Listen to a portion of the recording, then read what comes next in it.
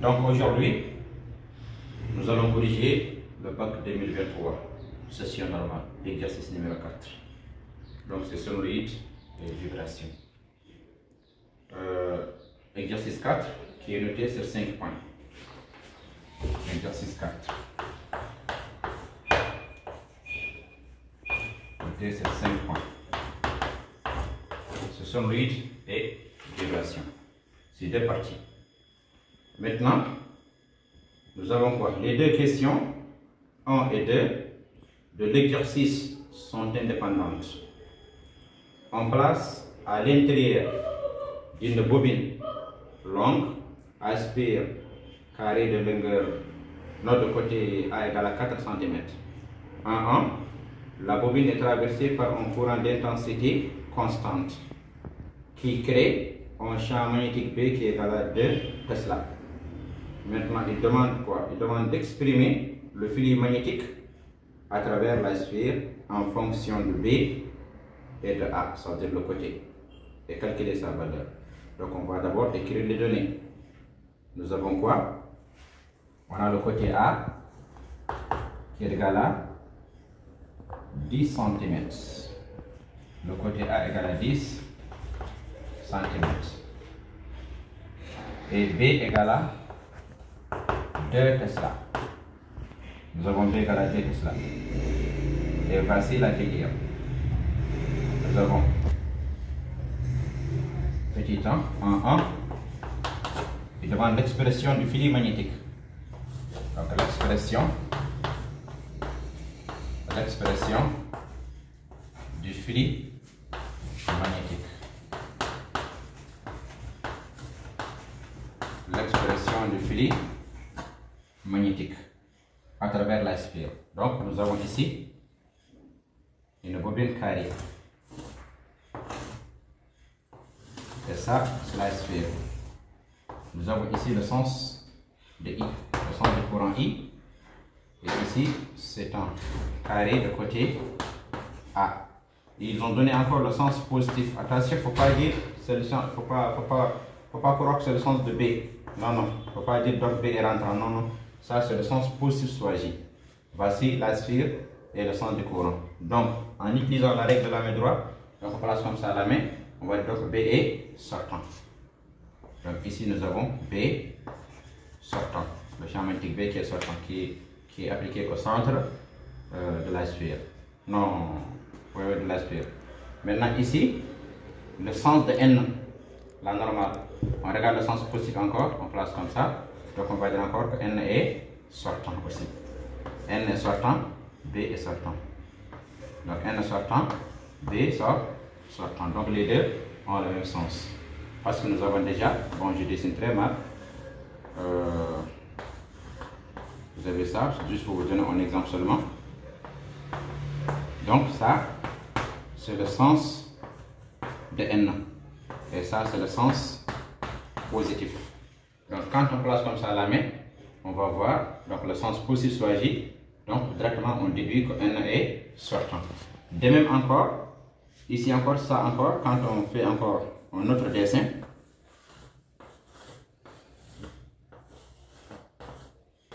Donc ça, on peut considérer ça comme le sens de B et ça encore le sens de I.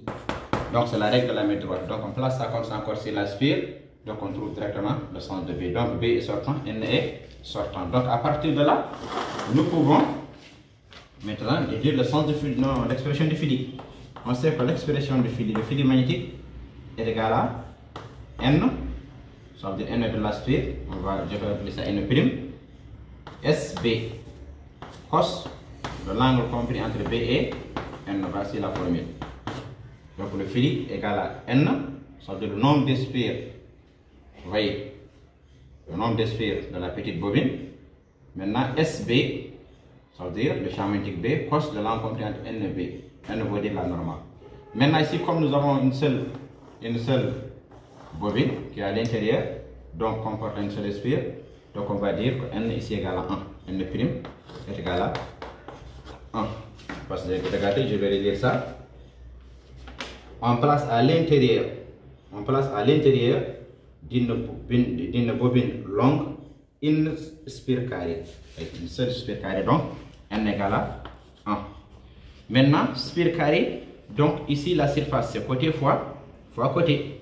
Donc nous allons dire qu'il y a un angle θ, qui est comme l'angle θ représente l'angle composante BN, qui est égal à 0, parce que c'est le même sens. Sortant, ça veut dire 0, rentrant, 0, sortant, rentrant, ça veut dire pi. Donc c'est égal à 0. Comme c'est égal à 0, donc on va dire que cosinus de 0 est égal à 1. Donc finalement, on trouve que le fili, va dire c'est égal à combien? S, B seulement. S égale à côté fois côté, ça veut dire A au carré, après multiplié par B. Voici l'expression du fili. Donc, nous avons déjà B et A. On fait des équations numériques, donc application numérique. On va dire le fili magnétique égale A égale à 10 cm, ce qui nous donne 0,1 au carré. B égale à 2 Tesla. Donc on va trouver enfin le fili égale à combien? Égale à 2 fois 10 puissance moins 2. Donc, nous avons déjà limité cette section en envers. Maintenant, la question en 2. La bobine est maintenant traversée par un courant dont l'intensité crée un champ magnétique B variant comme l'indique la figure. Maintenant, nous avons un champ magnétique B variable. Vous voyez, qui varie. Donc B n'est plus égal à 2 Tesla. Je vais dessiner la courbe. Maintenant 2, 2, 1. Quel phénomène apparaît dans la sphère? Justifiez la réponse. Donc, c'est le phénomène d'induction magnétique. Donc, 2, 1, 2, 2. C'est la question 1, 2, 1. Il demande le phénomène qui apparaît dans la sphère, n'est-ce pas? Donc, c'est le phénomène d'induction électromagnétique. Donc, parce qu'on a dit que si le champ magnétique B varie, ça veut dire que la bobine est le siège d'un phénomène d'induction électromagnétique. Ou bien si I varie, donc on va dire B varie en fonction du temps. B varie en fonction du temps. En fonction du temps. N'est-ce pas? Donc, comme B varie en fonction du temps, alors cela veut dire que le fili varie. Donc, le fili varie. Donc, le fili magnétique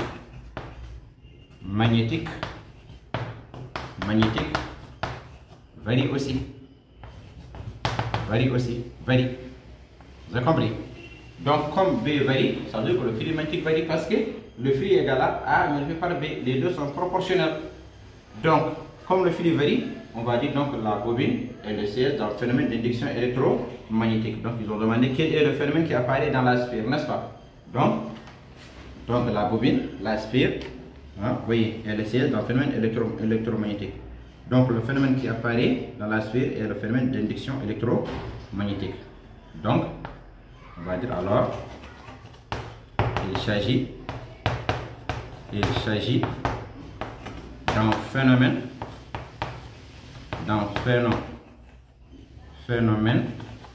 d'induction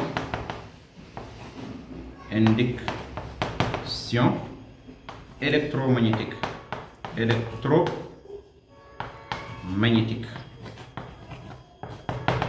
Donc, il faut savoir que s'il y a une variation du courant induit, non du courant, donc cela veut dire que B varie. Si B varie, le fil varie. Donc, c'est la variation du fil qui justifie l'existence d'un phénomène, hein, qui justifie l'apparition d'un phénomène d'induction électromagnétique. Maintenant, 2, 2, 1, 2, 2. 1, 2, 2. 1, 2, 2. Il demande d'exprimer les valeurs de B, puis de la force électromotrice induite qui apparaît dans la sphère dans les différents intervalles du temps. Donc, il demande les valeurs de B et de la force électromagnétique.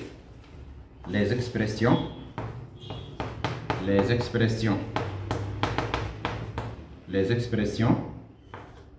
B. Les expressions de B et de la force électromagnétique. Les expressions de B et de la force électromotrice, plutôt pas magnétique, motrice induite. Il demande les expressions de B et de la force électromotrice induite. Je vais dessiner la courbe.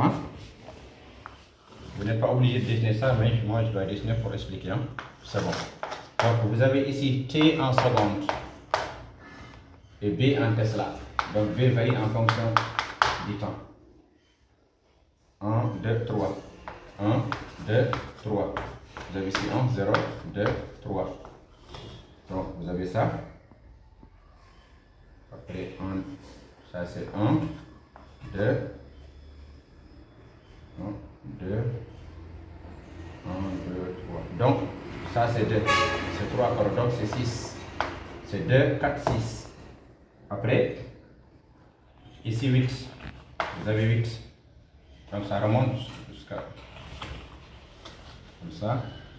Après, 1, 2, 3, 4, 5, 6. 12 ans, ça descend jusqu'à ça descend ici. Donc vous avez ici l'intervalle 2, 6, 6, 8 et 8, 12. Et 8, 12. 1, 2, 3, 4, 5, 6. Ok, c'est bon. Maintenant, nous allons donner les expressions de B. Donc, si T appartient à l'intervalle 0, c'est l'intervalle 0, 6, on va essayer de donner les coordonnées. On va donner les coordonnées. Donc nous avons ce premier point. Ce point est de coordonnées. On a ici un point de coordonnées 0, 3. Et ici un point, je vais appeler ça A. Et un point de coordonnées X. Le temps c'est 6, 6, 0. Donc B va être égal à AT plus petit b. C'est une fonction affine. Donc ça ne passe pas par l'origine. Donc ici, pour donner l'équation sur droite, on va dire donc ça c'est une fonction affine. Premièrement, on va calculer la A. A. Donc il faut savoir, bon en 4e année collège, j'appelais ça YB moins YA, c'est XB moins XA. Mais ici A égale à delta de B sur delta de T. Vous savez déjà delta de T veut dire 6 moins 0. Delta de T veut dire 6 moins 0. Ou bien, je vais appeler ici l'ordonnée, ici ça c'est 0, moins 3. Ici c'est 6, moins 0. Donc vous appelez ça YB moins YA, c'est XB moins XA. C'est la même chose, ça veut dire delta de T, ça veut dire c'est 6 moins 0. C'est là, finalement initial. Et delta de B, ça veut dire les abscisses, les ordonnées. Ça veut dire c'est 0 moins 3. Je vais juste donner une petite formule pour définir l'équation de la droite. A, vous avez l'habitude de dire ça. YB moins YA, c'est XB moins XA. Vous appelez ça comme ça. C'est ça, c'est le coefficient directeur. Ça veut dire XB, vous appelez ça X, YB moins YA, ça c'est B. YB moins YA, 0 moins 3, c'est XB moins XA, 6 moins 0. À la Kulli on va trouver moins 1,5. Ça veut dire moins 0,5. Vous avez déjà A égale à 0,5. Maintenant B, il faut tout savoir que B représente l'intersection avec l'axe des ordonnées. B représente l'intersection avec l'axe des ordonnées. Sans calculer, on sait que B égale à 3. Sans calculer, on sait que B égale à 3 parce que B égale à toujours l'intersection. Donc, comme vous avez l'intersection, ce n'est pas la peine de calculer B, ce n'est pas la peine de faire les calculs. Mais ici, dans ce cas-là, vous allez faire des calculs. Donc, finalement, on va trouver que B égale à moins 0,5 T plus 3. Voici l'équation de la droite de B. Donc, vous avez l'équation de la droite. Il demande de donner la force électromotrice. Maintenant, on a calculé B. Maintenant, on va faire la force électromotrice. La force électromotrice. Électromotrice induite. Pour la force électromotrice, on sait que E égale à moins D de flux sur D de T par définition. Donc, égale à moins D sur D de T. Le flux, on a dit que c'est égal à A carré B. Le Philippe, on a dit que c'est égal à A carré B. Donc cela veut dire que E A est une constante. On va dire A carré D de B sur D de T. Donc voici l'expression de E. E égale à moins A carré D de B. Mais D de B, on va dériver ça. Donc E va être égal à quoi? A carré, ça veut dire A c'est égal à 0,1 carré. Maintenant D de B, ça veut dire dérivé de B. Dérivé de B, on va dériver ça, égal à moins 0,5. Dérivé de B égale à moins 0,5. Attention, il ne faut pas confondre ce A et le coefficient directeur. Ou bien là, on va appeler ça M plus P. Je vais appeler ça M plus P. Il ne faut pas confondre les deux. M T plus P. Et je vais appeler donc M le coefficient directeur, M ici, avant de confondre les deux quoi. Avant de confondre le A et l'autre. Donc P égale à 3. C'est bon.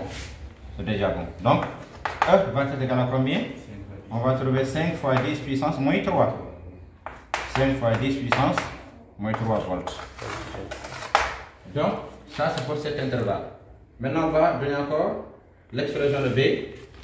Donc T, si tu appartiens à l'intervalle 6, 8, qu'est-ce qu'on va avoir? Toujours B qui est égal à MP, MT plus P. Au lieu de dire AT plus B avant de confondre les deux A. Donc ça c'est pour son directeur. Donc avec M, comme je viens de dire, YB moins YA, c'est XB moins XA. C'est ça que vous avez pris en mathématiques. Vous avez pris en mathématiques que M, formule mathématique, max. YB moins YA, YB moins YA, c'est XB moins XA.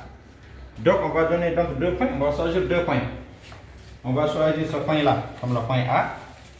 Je choisis ça comme le point A et ça comme le point B. Donc ce point, donc l'abscisse c'est 6, l'ordonnée c'est 3.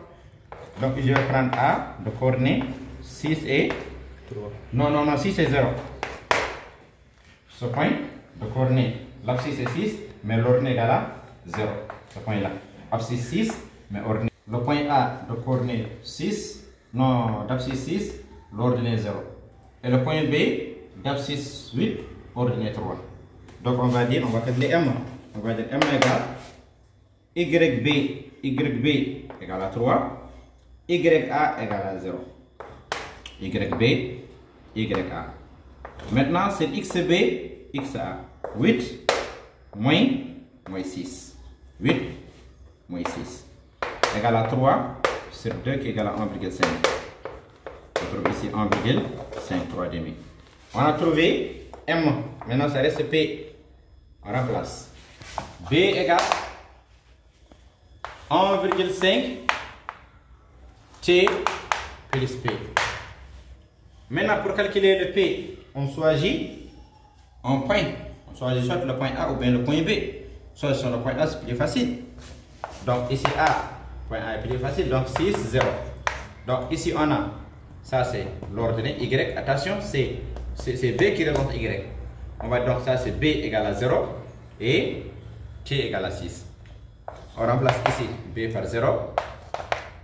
On remplace B par 0 et T par 6 plus P après on calcule.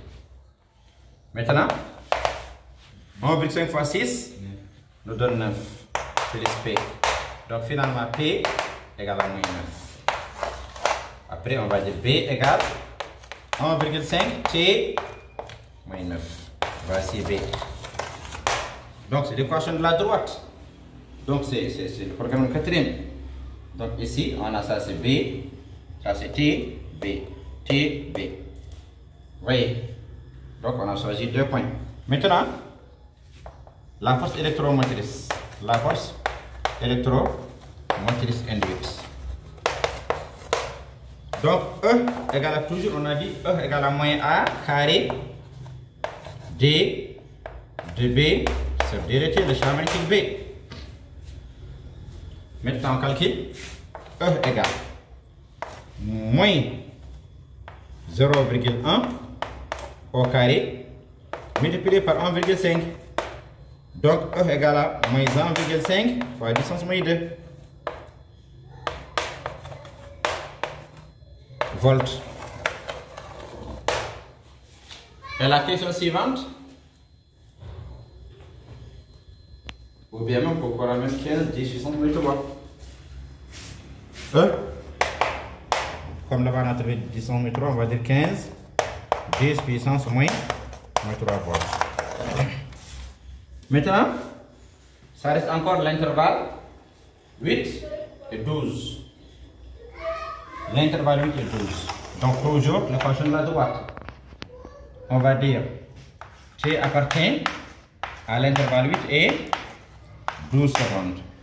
Toujours B égale à M T plus P. Donc, je rappelle encore la formule. Le coefficient directeur égale à YB moins YA. C'est XB moins XA. Pas forcément B, je peux prendre d'autres points. Donc, on va prendre deux coordonnées encore. Deux points. 2 points. Donc ici, je prends ça comme A, ici B. Donc ici, ce point est de coordonnée 8, 3. Je prends ça comme coordonnée 8, 3. Et l'autre point de coordonnée 12 et 0. 12, 0. Donc M va être égal.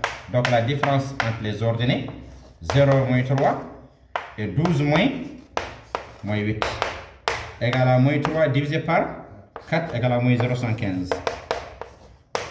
Moins 0,115. Maintenant, je vais dire B égale moins 0,75 T plus P. Je choisis un point. Je vais choisir ce point-là. Le point de coordonnée 12, 12 et 0. Donc B est égal à 0 et T égale à 12 plus P. Donc je vais dire 12 fois 0,75 égale à moins 9. Moins 9 plus P, finalement P égale à 9 si je transpose. Après je trouve l'équation B égale à combien? Moins 0,75 T plus 9. Après on va trouver E. E est égal à moins A au carré D de B sur D de T. 0,1 au carré qui est A fois moins 0,75. On calcule, on trouve E égale à combien? 7,5 10 puissance moins 3 volts. Donc ça c'est la première partie. Donc deuxième partie c'est vibration. Petit 2. Petit 2. Deuxième question. Un vibreur est formé d'une lame vibrante attribuée par un électroaimant alimenté par un courant sinusoïdal. La lame vibre avec une fréquence N égale à 100 Hz. On fixe à la lame du vibreur l'extrémité supérieure haut d'une corde élastique placée verticalement. L'extrémité inférieure de la corde porte un solide immergé dans l'eau pour empêcher la réflexion des ondes. Le vibreur impose au point O un mouvement sinusoïdal d'amplitude A qui est égal à 2 mm. La célérité des ondes le long de la corde est égale à 40 mètres par seconde. De 1, écrire l'équation horaire du mouvement d'un point O en supposant qu'il passe par la position d'équilibre dans le sens des élongations positives à t égale à 0. C'est-à-dire, à t égale à 0, y0 égale à 0 et v0 supérieur à 0, parce que dans le sens positif. Maintenant, il faut d'abord comprendre que A égale à 2 mm. La célérité c'est 2 mm vaut dire 2 multiplié par 10 puissance moins 3 mètres. Il faut convertir. La célérité c'est, ça veut dire la vitesse, qui est égale à 40 mètres par seconde. Et la fréquence, N égale à 100 Hz. Maintenant, les conditions initiales, ils ont dit à t égale à 0.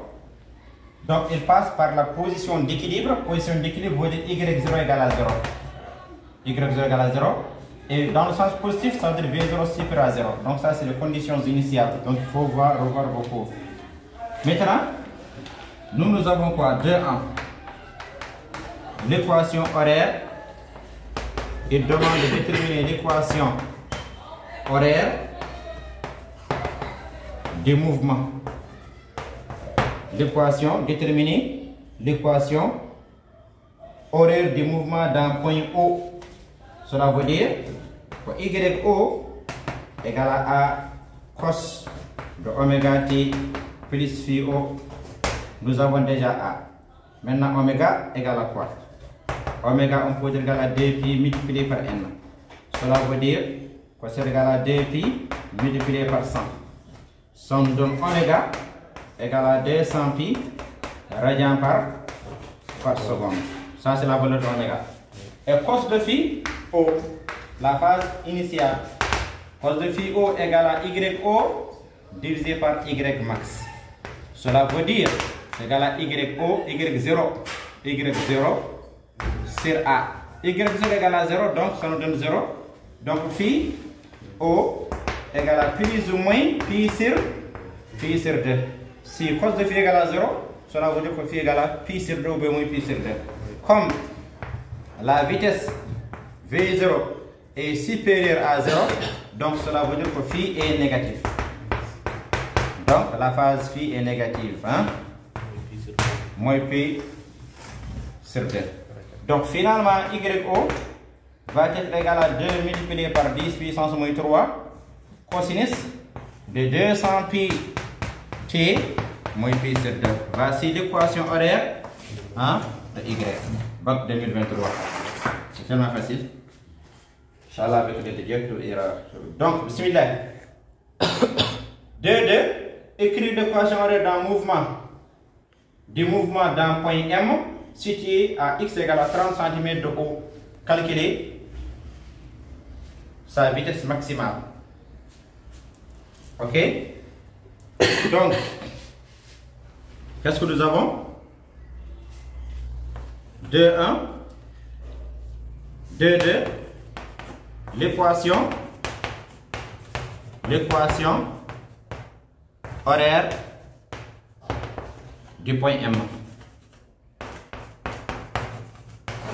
Donc, YM égale à quoi? Mais on va démontrer ça. YO, si on applique directement la formule, on va dire que YM est égal à YO. Ça veut dire A cos de oméga t plus phi O. Si vous ne maîtrisez pas la démonstration, plus phi O. Quand vous terminez, n'est-ce pas? Ça c'est l'équation horaire du point O. Vous augmentez au moins 2 pi x sur lambda. Maintenant, on va démontrer ça. La démonstration, c'est quoi? YM égale à YO en facteur de t moins θ. Θ, c'est le retard. Maintenant, on va prendre YO, c'est A cos de oméga t, n'est-ce pas? Donc, oméga t, donc t, on va remplacer ce t là par t moins θ. Après, plus phi O. C'est comme ça. Vous voyez? YM égale à YO en facteur de t moins θ. Cela veut dire que vous prenez le YO ici, le YO, en remplaçant ce t par t moins θ.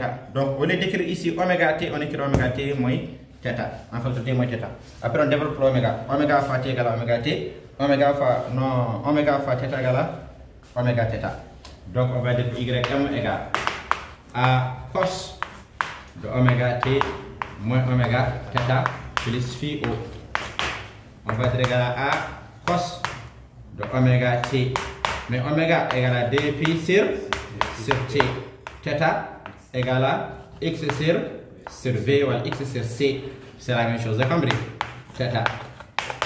Donc, on va dire à cos de oméga t. Je prends ici le phi O. N'est-ce pas? Oui. Maintenant, moins 2 pi fois x nous donne 2 pi x.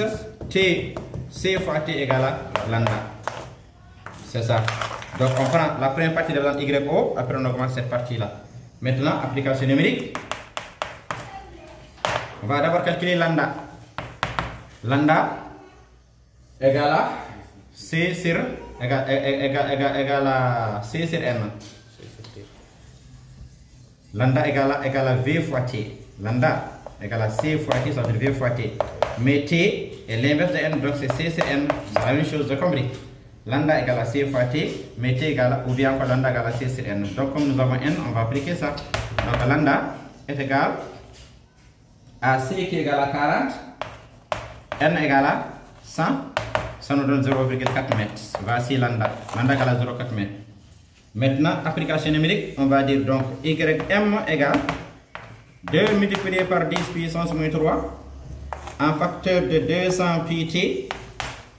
Maintenant, moins pi sur 2 qui est ici haut. Maintenant, moins 2 pi x.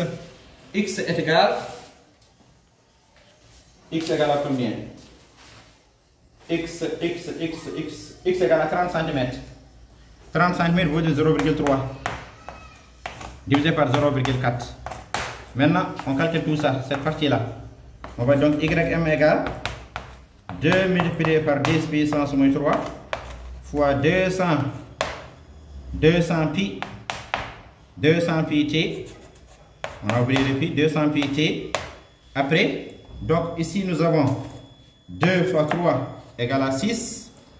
6 divisé par 4 égale à 3 demi. Donc égale à 3 demi de pi. Après tout, on a donc pi sur 2 moins 3 pi sur 2 qui va nous donner moins 4 pi sur 2 qui est égal à moins 2 pi. Égal à moins 2 pi. Moins 2 pi, on peut dire c'est égal à 0. Moins 2 pi égal à 0. Correspond à 0. Donc 200 pi t directement. On laisse le 2 pi. Parce que 2 pi veut dire 0. Maintenant, bon, c'est un peu rapide. Mais c'est normal parce que le temps encore, parce que c'est long. Donc, ici il y a cosinus. Oh merde. 2 fois 10 puissance moins 3 cos 2. Donc ici il y a cos. Ici encore il y a cos. C'est bien. Maintenant, la question suivante. Non, la même question. Écrire l'équation horaire du mouvement de M. Calculer sa vitesse maximale. La vitesse maximale. Donc la vitesse maximale égale à quoi? La vitesse maximale.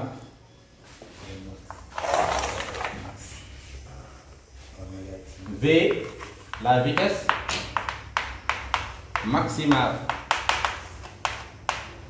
La vitesse maximale.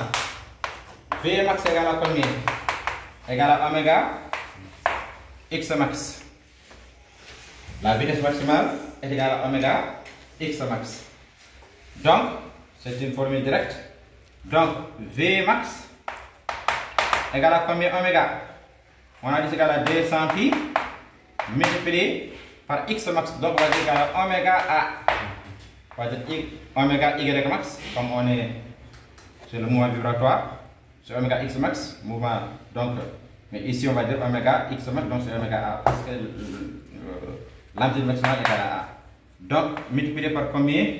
Par 2 fois 10 puissance moins 3. Donc, 2 fois 2, calculez tout ça. 2 fois 2, 4. Donc, je vais trouver 4 pi multiplié par 10 puissance moins 1. Ça veut dire 0,4 pi mètres par seconde. Mais calculez ça. 0,4 multiplié par 3,5. On va 3,14. 0,4 pi seulement.